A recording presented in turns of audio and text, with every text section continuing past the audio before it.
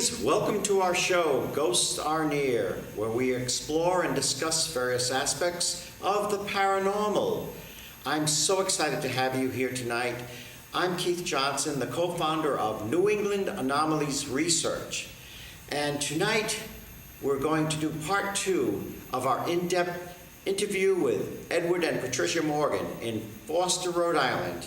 A wonderful couple and a wonderful, wonderful evening we had. And of course, Nathan was the guinea pig. He volunteered, well, we actually volunteered him, to be the subject for a psychic experiment. So sit back, relax, join us with Ed and Patricia Morgan. Well, on that note, I would actually like to bring in another member of N.E.A.R, Valerie Moskowitz. She's very familiar with astral projection and reading auras, or at least she used to be. I love reading auras. I thought maybe that you guys could talk about that a little bit, because she's more in tune with that than I am. So I'm going to switch places. It's funny that you mention that you were haunting that house. To tell you the truth, I tend to be a little bit mischievous when I get out, and sometimes It's really interesting. Another thing is visiting people who are aware you do it. So you go right to them there and you make some kind of a motion, or you put a paper. They have a paper here, you move it over here. And then they know that I've been there. But there's also times when I've been there and people just have said, well, I don't think she's ever going to come. And I'm thinking to myself, I don't think you've ever seen her out of body. I think that's the situation. But have you noticed the pain sensation you get when you put your hand into hot coffee when you're there?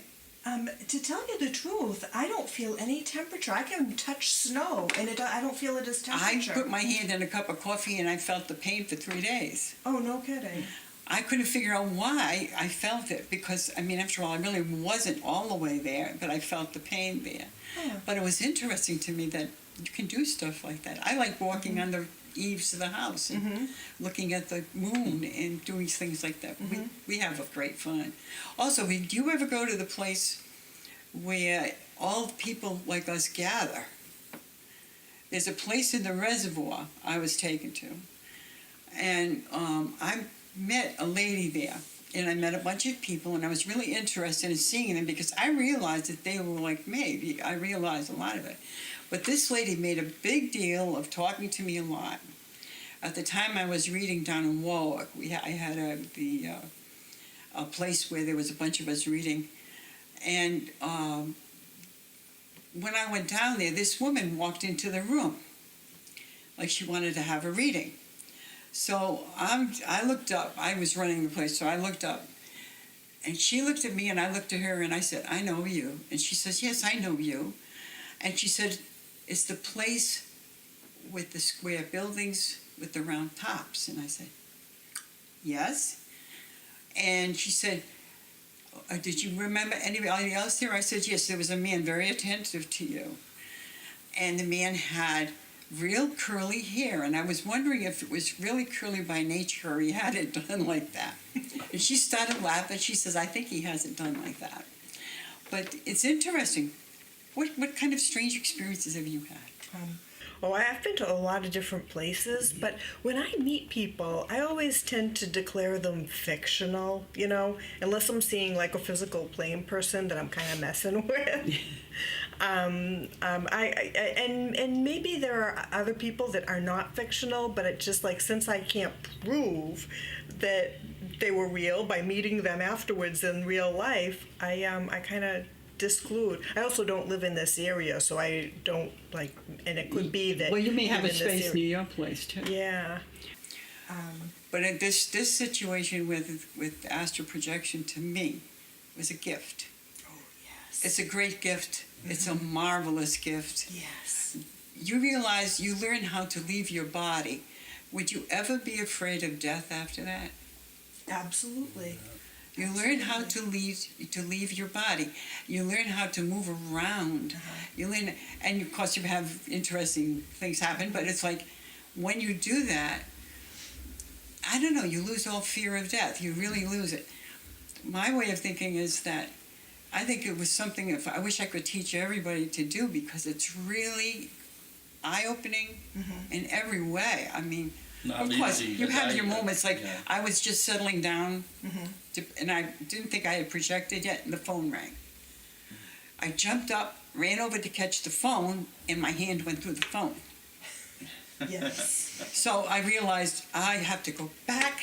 The phone was ringing, and it didn't wake me up. That's what bothered me, was I didn't come out of the trance.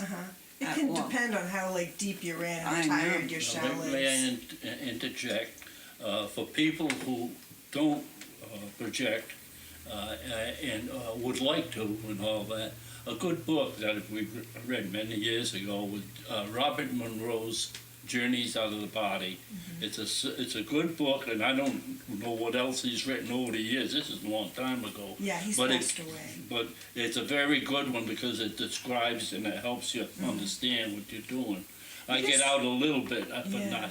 It is true, like his exit methods are very similar to mine, yet the worlds he ends up in are absolutely nothing like what I end up in. So it is kind of strange. The Just two words- different people. Yeah. Two different people. You're not him. His Yeah. his mind is Yeah. is His more exits conscious. are his.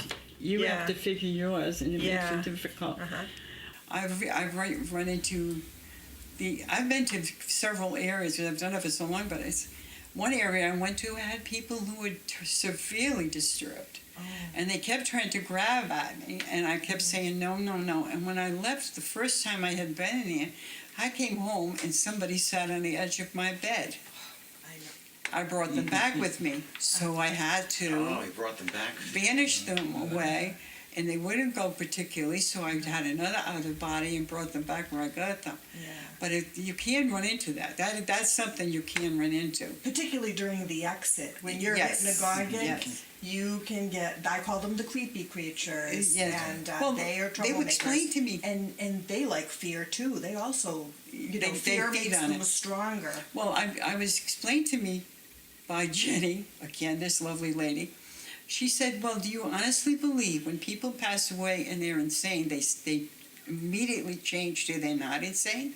Right, that's true. It takes them time to develop. That's why they're there. Well, Yeah. So I know not to go all goes ain't nice Right. if they die Yeah. and they get emotional and mental problems. There's the same level we have here. You're going to have on people who pass Right, away. not except they- automatically. No, it's not automatically you become a Right, yeah. saint. You Yes. know. I also do want to ask you though. You read auras. Yeah. I have the ability to see them, but I have no idea what they mean. they're really kind of, I don't read a lot of books on it because I've found out that the people that I learned from instead were kind of accurate. For instance, inflammation, passion, okay, pain are all red. Slightly different aura shades. One of them will be a dark ruby red, and one will be a fire engine red, and one will be the other. And then a healing wound and learning, so you have to be able to check your tones here, and learning are green. The healing is like, if you've ever seen a bruise turn those ugly green colors they turn when you're doing, you'll see that. That's the red that you saw last week is now healing. Yeah. See? But the green is for knowledge. With your brain, when you're learning, your aura, the green on your brain says, I'm alive, I'm healing, I'm absorbing, I'm taking all this in. Now the gold is spiritual. You find a person with a lot of gold in this thing, they do a lot of spiritual things, and they don't have to necessarily be religious. They just have this feeling that they can handle this, they can do this for somebody, they're very spiritual people, and they believe in what they believe in. Yeah. Then there's the blue, pale blue to white. That's another spiritual tone, but it's slightly different, where it's a learning spiritual. Learning really hard. And I love that one because, boy, the warm feelings that come on with that when I'm working with somebody, it works very nicely. Let me interject, because to explain, there is a practical use for this ability. and I swear, this is unbelievable. My brother, who is now passed away many years ago, but years ago, we were sitting down in North Kingston, and we're talking to him. He's across the table from her and me, and the conversation is going on and all that. All of a sudden, you tell them what you see. All of a sudden, I jumped because 3 columns of smoke came out of the top of his head. Slightly different. One was slightly off, the other 2 were straight up and down. And I just stopped talking. He seemed to be ready to keep talking. And I said, Ernie, what just happened? And he said, what do you mean? I said, I just saw 3 columns of smoke come out of your head. Don't tell me you didn't feel it. He said, oh. He says, nobody knows, but I got petite mal epilepsy. He had a seizure at the time. And he had a seizure at the moment that the smoke came out. No, you might like to start experimenting with that, where you start experimenting with the colors. Another thing is too the heat. You run your hand down through the aura, and feel the energy. variations of heat, Yeah. and you find where you feel more heat, it's more red. Where you feel less heat, it's not. But you don't have to be looking at the aura to do it. You know, it's going to be interesting. Aura is. Don't do as much of it as I used to do, but I find, like, if you, for instance, you see a dog or an animal laying on the side of the road, but they still seem to be breathing, you know where to look for the pain, you know where to look for everything is, you know all that's because you feel it. Yeah, if I may interject for a moment. Now, on that topic, I know you and Ed, for many years, you worked on the local ambulance corps. Yeah. And, you know, you were in the capacity of dealing with people who are severely injured, who may be in between life and death, literally. Many years, being very spiritual and compassionate people. You did that for your community. Can you relate what it was like being on this spiritual level you were on, dealing with people who have been through this trauma, and there you are First with of them? all, on the ambulance corps, I joined the ambulance corps particularly, he joined with me, to ground myself. I was reading up to 200 people a week. I couldn't speak. He had to answer the phone for me. I was You get zonked out of my overwhelmed. mind. So I grounded myself and went on the ambulance corps. I learned all to be EMT, EMTI. You knew the steps of what you had to do anyway. But my grandfather was a bone setter. I don't know if anybody's aware of that. That in the old days, before they had a lot of doctors, some people could look at a person's arm and know where the break was and set it. Oh. And he was a bone setter. So when we were on the ambulance corps, that sort of helped a little bit. It helped a lot, actually. And the rest of the thing is that on the ambulance corps, when people were in pain, you had adrenaline pumping. You were fighting. You wanted to alleviate the pain. You wanted to help the person. That's all you put your energy on. In other words, we didn't stop to be psychic on there. We stopped to do what we had to do, That's wonderful. which shows that not all psychics are But flaky you gotta protect yourself a bit from it, because there's a thing that it's me and not me. And sometimes if the not me is there, and you extend into the person or That's right. you actually your consciousness can spread out. You can affect Like an the empath, and situation. you become connected to That's empath and all that. But some people, to the fact there's no wall there, Yes. so and you can feel them. People, you'll know them because they don't have the wall. And sometimes this can be tough on Yeah, that and person you too. could feel them pass too. So we'd like to try to show a little bit of that aspect, and we're going to go over and talk with our organization member, Nathan. He thinks loud. You were sitting there trying to figure out how you were going to face this, how you were going to deal with it, and you were thinking about things, and should I think about that? Should I think about this? I could feel you probing around trying to figure out what was going on while you were listening. You're very bright. By the way, they say psychic people are. But anyway, something, it's almost like you have a constant sore spot in one place. And not, I don't mean on your body, I mean somebody or something you have to face on a regular basis that is really not comfortable. And it bothers you a little, but you're not the kind to turn around and say, poke somebody in the nose or anything. You're just a kind of a person that walks away and does. You do get angry though, wow. You do get angry. When you get, he's quiet now, but boy, when you get angry. I'm interested in that table. There's a table in your house for some reason takes abuse. Like somebody kicks it, bangs it, throws it, does something. Something's wrong with it. I know it. You can feel it. Just be careful around a table about knee-high. Okay. Okay?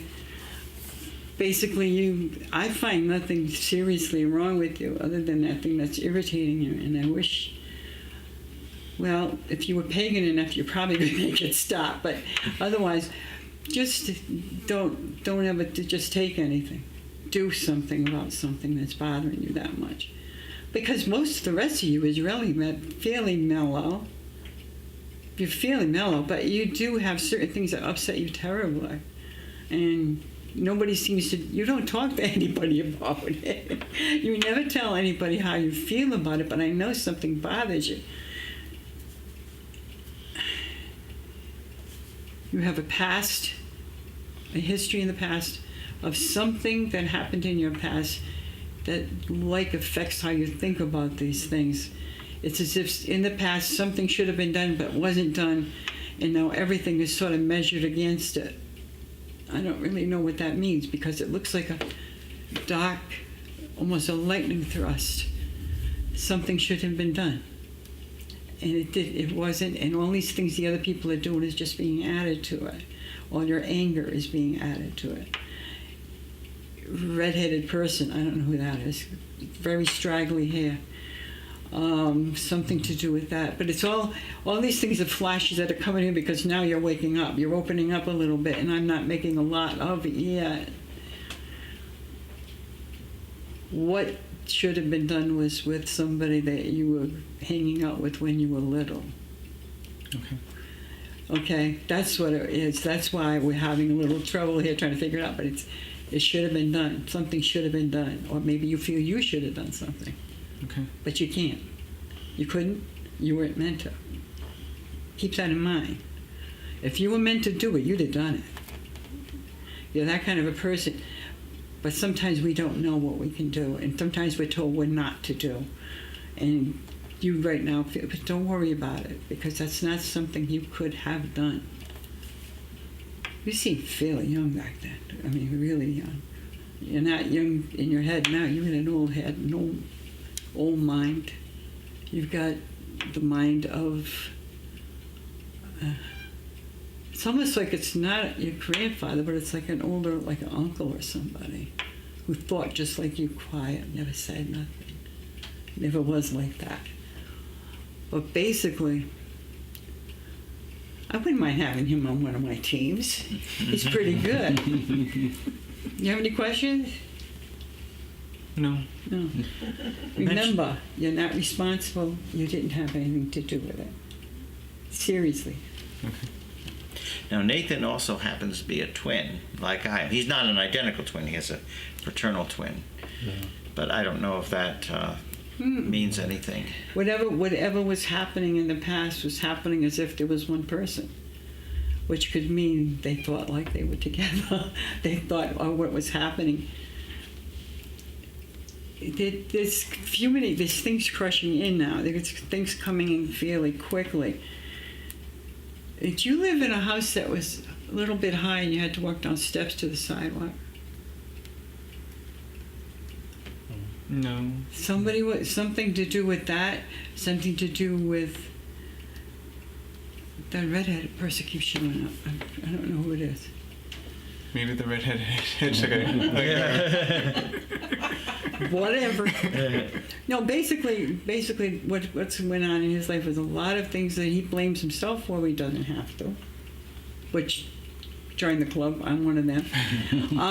And other things that your anger is not based. It's based on actually feeling put down by other people a lot, but it's basically from this thing that happened in the past. You're okay. Okay. You can get mad. Just don't kick the table. It'll break your foot. Any more questions? No? Okay. Thank you. Thank you very Thank much, you. Pat. Okay. Okay. Technically, I saw it just around this point. Here it is crossing the road. It's just moving. And here it is going into the trees. Okay? Hold on, I'm going to zoom in. That's really peculiar. I see it. For me, anyway. I'm used to go straight Yes, right. forward. Okay, now I've got some histogram shots. Let's see. Hope they're on this one. Yeah, here's one.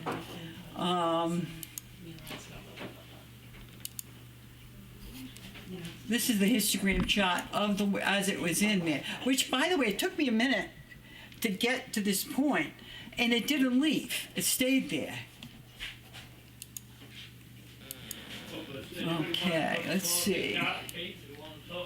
Yes, please. Now, if you look at this carefully, there's faces all over the place in there. And I've got better ones in my, yeah, see, faces Nothing. in here. Quite interesting. And it doesn't, of course, a lot of people are under the mistaken idea that these things happen only at night. You have to be in No, a daytime. darkened I have forest the or best something. pictures at daytime. I can bring up a ghost anywhere because, of course, I'm psychic. Okay. Maybe that's our mistake. We try to take too many pictures at night. We take more Well, pictures honestly, during the day. daytime, there's an awful lot of them. I think I've got another one in here. What I wanted to do, I got what we call the lab downstairs. An experimental Yeah. lab. But we want to make a camera that don't take good pictures, because when you're taking such a good picture, you're eliminating the stuff that's there. But Now, see, he's just the camera about don't show it, disappeared here. You know? Yes. Very much I left. talked with eye doctor about her right seeing auras. And Yes. the doctor said, oh, that's normal. It's She weird. sees space too. Really? Yeah. Did you get those yet? I want to show you the tree spirit. Wow. Did you coffin? Oh, yes. Yeah. There's bread. There's that applesauce bread is quite tasty if I say so myself. Oh, yes, please. What's his name, Veronica? Ah, Sandra. open. Okay, where's my tree spirit? Okay, here's what happened. I took a picture of the woods.